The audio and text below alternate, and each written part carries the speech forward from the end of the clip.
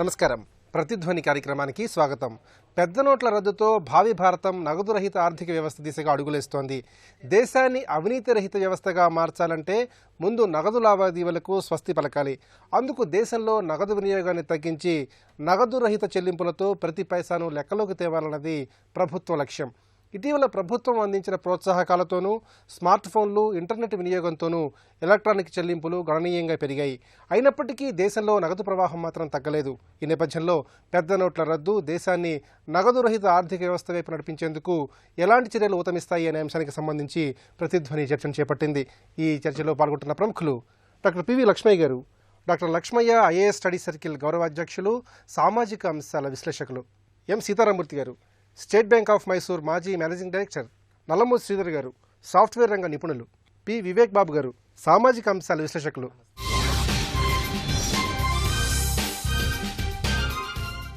లక్ష్మయ్య గారు, పెద్ద నోట్ల రద్దుతో దేశ ఆర్థిక గతి సమూలంగా మారబోతోందని ఆర్థిక నిపుణులు అంచనా వేస్తున్నారు. మరి ఆరోగ్యకరమైన ఆర్థిక వ్యవస్థకు పెద్ద నోట్ల రద్దు అనే అంశం ఏ విధంగా దోహదపడుతుంది? ఇప్పుడు మనకు ఉన్నటువంటి ఆర్థిక వ్యవస్థలో ఉన్నటువంటి ప్రధానమైనటువంటి సమస్యలు ఏవైతే ఉన్నారో, ఈ డిమానిటైజేషన్ అనేటువంటి కార్యక్రమాన్ని ఎందుకైతే తీసుకొచ్చిందో ప్రభుత్వం, దాని వెనకాల ఉన్నటువంటి బ్యాక్గ్రౌండ్ని కనుక మనం పరిశీలించినట్టయితే మనకు అది విపులంగా అర్థమవుతుంది. ఎందుకంటే ఇది ఈ ఒక్క రోజులోనో లేకపోతే ఈ 2 నెలల క్రితమో తీసుకున్నటువంటి ఒక నిర్ణయం కాదు. మన ఆర్థిక వ్యవస్థని కనుక మనం పరిశీలించినట్టయితే ఎందుకు అంతటి క్లిష్టమైనటువంటి, ఈరోజు మనము రకరకాల మీడియాల్లో కానీ కథనాలన్నీ చూస్తూ ఉన్నాము, మనము డైరెక్ట్గా దానికి ఎఫెక్ట్ అవుతూ ఉన్నాం, సామాన్యులకి రకరకాలైనటువంటి సమస్యలు పరిస్థితులన్నీ చూస్తూనే ఉన్నాం. ఇంత ఇబ్బంది జరుగుతున్నా కూడా ప్రభుత్వం దాని వెనకాల ఒక గట్టి నిర్ణయం తీసుకుంది అని అంటే మన ఆర్థిక వ్యవస్థ మూలాలు అనేటువంటివి పెకలించేటువంటి పరిస్థితిలో మనం ఈరోజు ఉన్నాము. మన ఆర్థిక వ్యవస్థను కనుక పరిశీలించినప్పుడు మనము జీడిపి యొక్క పరిమాణాన్ని మీరు తీసుకున్నట్టయితే మనము ప్రపంచంలో 7వ ఆర్థిక వ్యవస్థగా అతిపెద్ద ఆర్థిక వ్యవస్థల్లో ఉన్నాము. మన కొనుగోలు శక్తి పరిమాణాన్ని మనం తీసుకున్నట్టయితే, అంటే సగటు కొనుగోలు శక్తి ఏ విధంగా ఉందో, మరి అమెరికా, చైనా తర్వాత మనం 3వ స్థానంలో ఉన్నాము.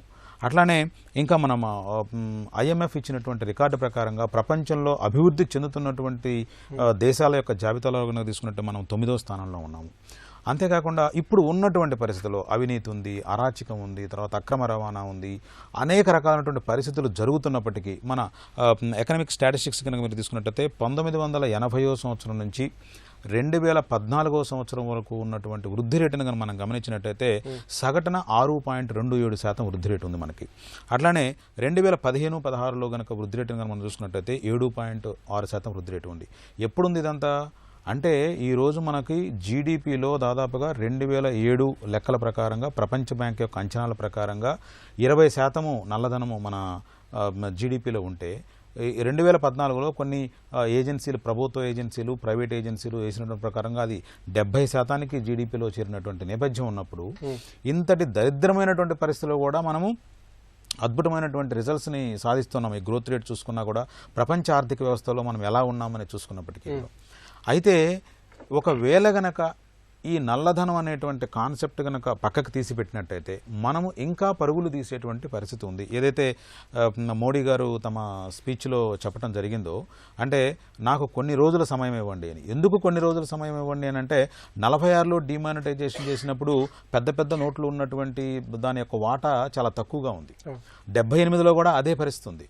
కానీ ఈరోజు మనము 85.2% ఈ 1000 నోట్లు, 500 నోట్లు మొత్తం మన ద్రవ్యంలో ఉన్నది. కాబట్టి అంటే దాన్నంతా కూడా ఎక్కడైతే మీకు పన్ను ఎగవేసి ఇంట్లో తర్వాత రకరకాల పరిస్థితుల్లో దాచి ఉంచారో, ఎవరైతే దొంగ నోట్లు తయారు చేసి పక్క దేశాల నుంచి మన దగ్గరికి పంపిస్తూ ఉన్నారో, ఎవరైతే రకరకాల ఈ కార్యక్రమాల్లో హవాలా రూపంలో కొన్ని డబ్బులు, లెక్కలు లేనటువంటి రూపంలో డబ్బులు వస్తూ ఉన్నాయో, ఈ 3 కారణాల వల్ల మనకు వస్తున్నాయి. ఈ 3 కారణాలే మన దేశంలో ఉన్నటువంటి సామాజిక సమస్యలకు కూడా మూలం. సీతారామూర్తి గారు, నగదు రహిత ఆర్థిక వ్యవస్థ విషయంలో ప్రజలు ఎలాంటి అవగాహన కలిగి ఉండాలి? అసలు ఆర్థిక ప్రగతికి ఈ నగదు రహిత విధానం ఏ విధంగా ఉపకరిస్తుందంటారు? ఏదైనా మార్పు రావాలంటే మన ఆర్థిక వ్యవస్థ కానివ్వండి, సాంఘిక వ్యవస్థ కానివ్వండి, మార్పు రావాలంటే ప్రజలకి చాలా అపోహలు, ఎన్నోటువంటి భయాలు ఉంటాయి.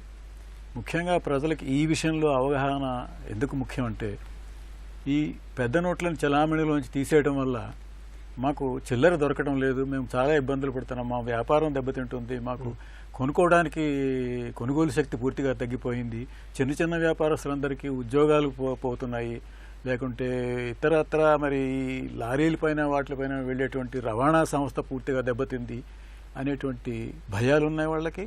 అలాగే మార్కెట్లో ఉన్నటువంటి ఎన్నో అపోహలు, మరి రూమర్లు చాలామంది మనం చూస్తూనే ఉంటాం, మెసేజ్లు వస్తూ ఉంటాయి మనకి ఫోన్ల పైన, లేకపోతే ఇతరత్ర ఎవరో మనకి చెప్పడం వల్ల. అలాంటి వాటిలన్నిటి గురించి అపోహలను కూడా తొలగించడానికి కూడా చాలా అవగాహన అవసరం ప్రజలకి.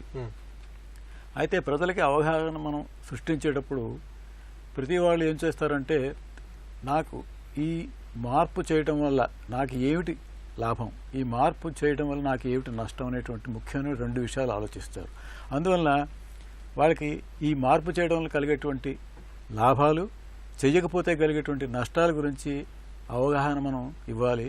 ఈ అవగాహన ఇవ్వడానికి బాధ్యత ముఖ్యంగా ప్రభుత్వం, మరి ఈ ఆర్థిక వ్యవస్థలో ముఖ్య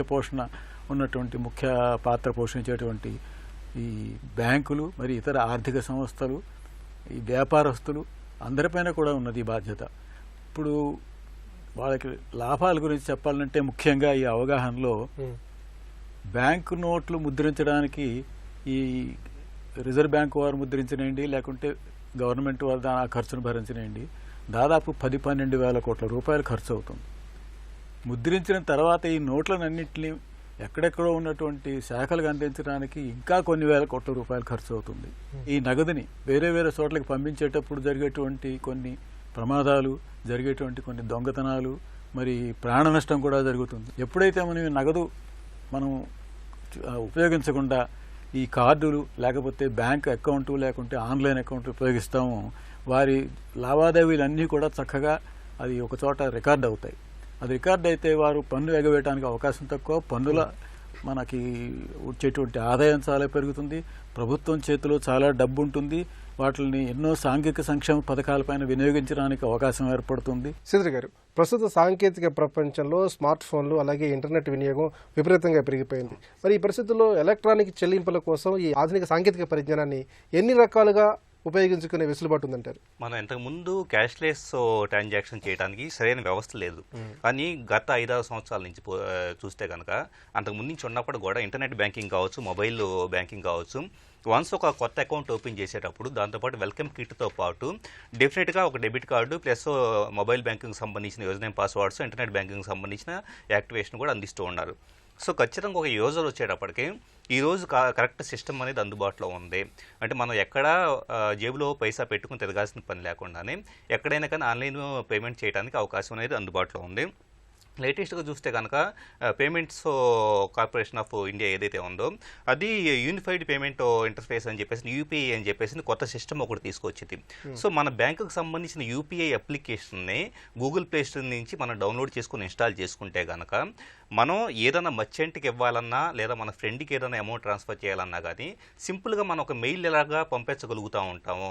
అంటే మన జీమెయిల్లో ఇలాగా రకరకాల మెయిల్స్ని ఓపెన్ చేసేసుకొని ఒక మెయిల్ని పంపించగలుగుతాం. చూసారా, అంత ఈజీగా అవతల వాళ్ళ యూపీఐ ఐడిని ఎంటర్ చేసేసి ఎంత అమౌంట్ మనం పంపించాలనుకుంటున్నామో దాన్ని ఎంటర్ చేసేస్తే కనుక విత్ ఇన్ సెకండ్స్లో అమౌంట్ అనేది ట్రాన్స్ఫర్ అవుతుంది.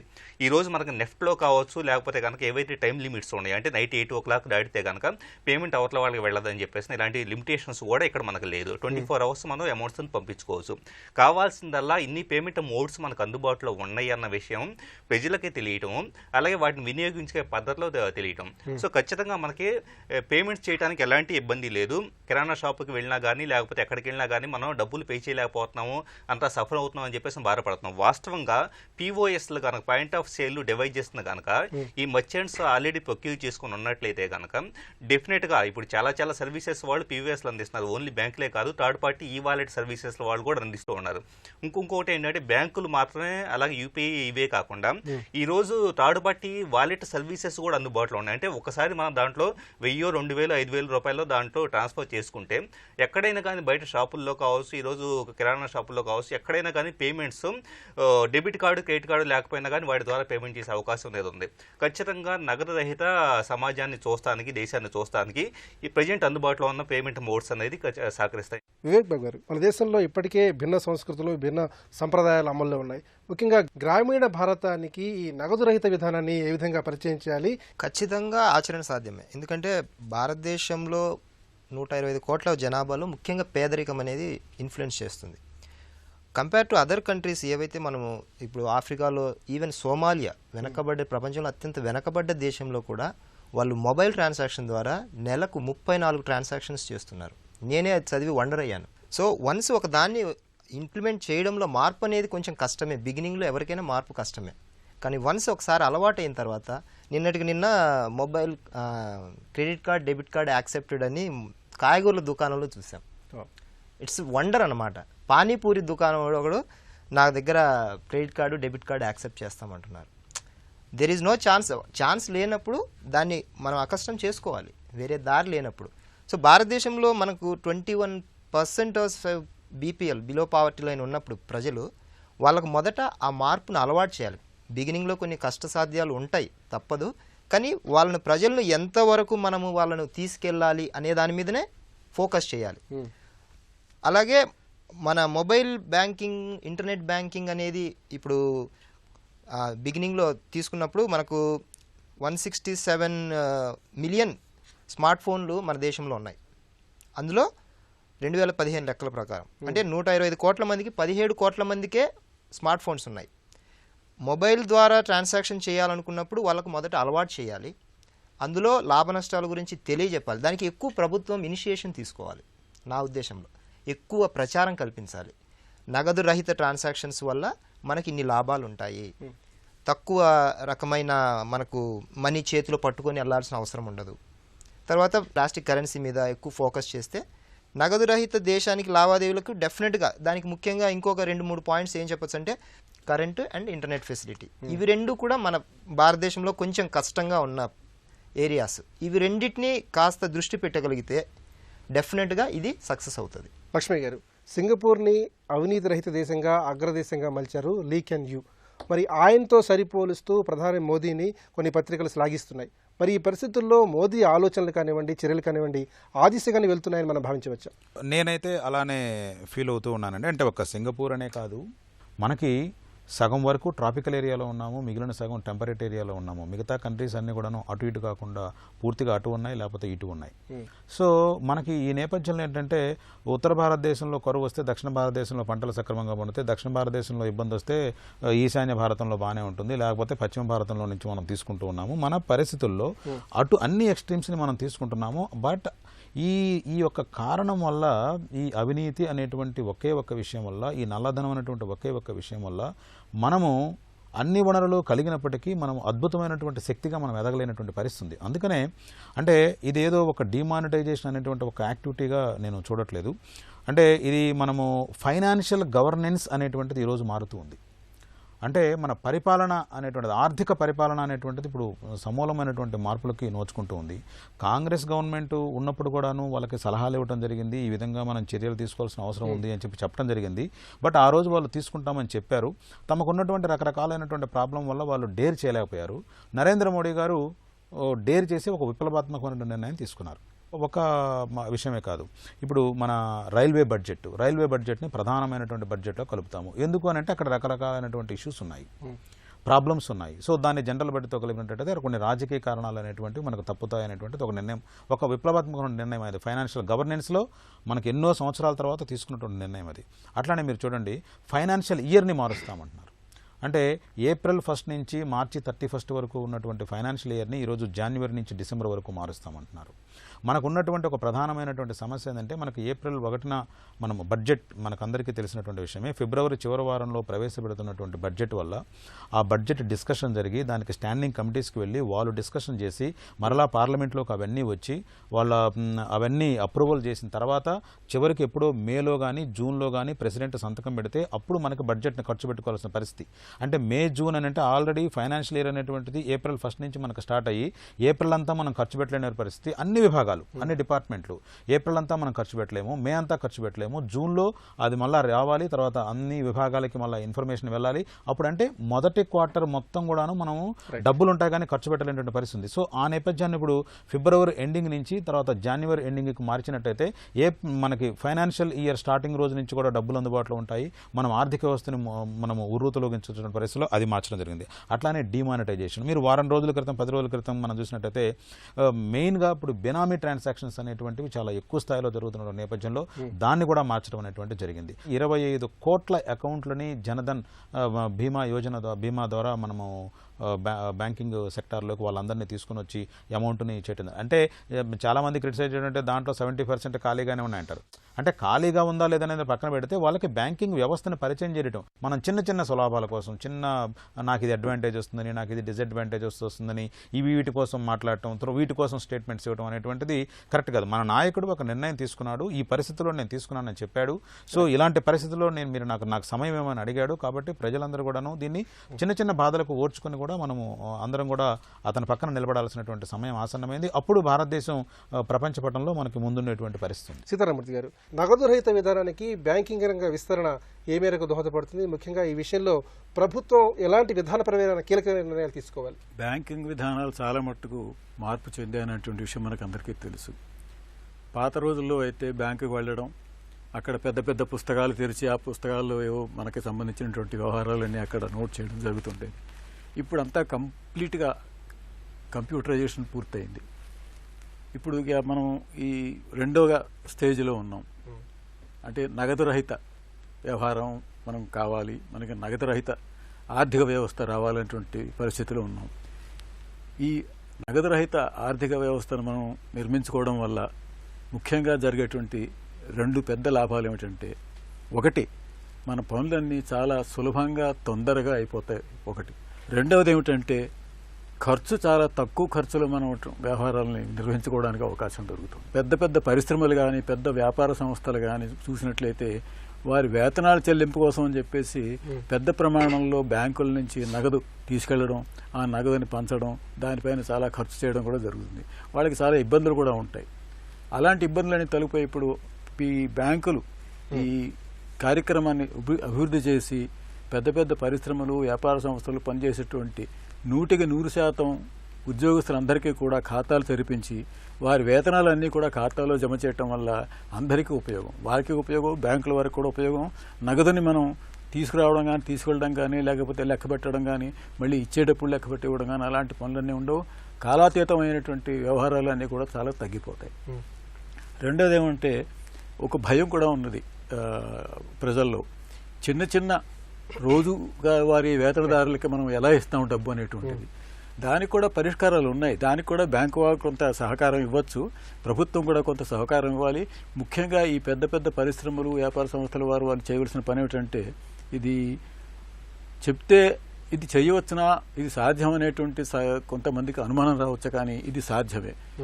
వీరంతా ఏం చేయొచ్చు అంటే రోజువారీ వేతనాలకు ఇచ్చే వాళ్ళ టైంలో పెద్ద పెద్ద స్టోర్స్తో కానీ లేకపోతే వాళ్ళ దగ్గర ఓపెన్ చేసినటువంటి పెద్ద పెద్ద దుకాణాల్లో కానీ వారితో ఏర్పాట్లు పెట్టుకుని ఈ రోజువారీ వేతనాలకు కావాల్సినటువంటి సరుకులు సామాగ్రులు అన్నీ కూడా వీరు ఇచ్చేటువంటి ఐడెంటిటీ కార్డులు బేసిస్ పైన లేకపోతే ఏదైనా కూపన్ల బేసిస్ పైన వాళ్ళ దగ్గర వీళ్ళకి ఎంత సామాను కావాలంటే అంత తీసుకుని వాళ్ళకి కావాల్సిన వంట సామాగ్రి కానీ దినుసులు కానీ కొనుక్కుని వెళ్ళడానికి అవకాశం ఉండేట్టుగా వారి పరిశ్రమల దగ్గర కానీ లేకపోతే వ్యాపార సంస్థల దగ్గర కానీ ఇలాంటి స్టోర్స్ అన్ని కూడా ఓపెన్ చేసి వాళ్ళకి వేతనాలు ఇవ్వచ్చు.